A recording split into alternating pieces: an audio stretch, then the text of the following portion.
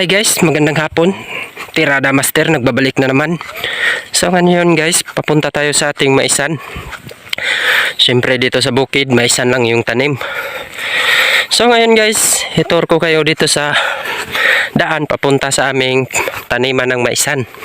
Kasi nandun si Papa at si Mama naglilinis sa maisan. So let's go. So dito banda guys, mga master, pakita ko sa inyo yung view dito. Madaanan kasi to sa aming maisan. Ayan. Ayan, yung bahay dito ang layo-layo mga master.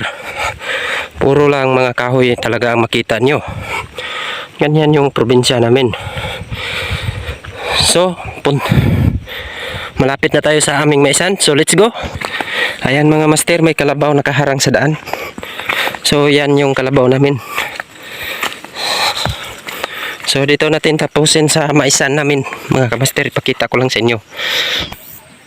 Ayan yung maisan mga kamaster. Ayan si madam oh. Konti lang yung ano nila master. Kung sa Bisaya pa agi. Baka natulog to naglinis. Itong mga taon tong hindi dapat swelduhan mga kamaster. Ayan yung maisan mga kamaster. So dito na lang. Salamat at pa-subscribe.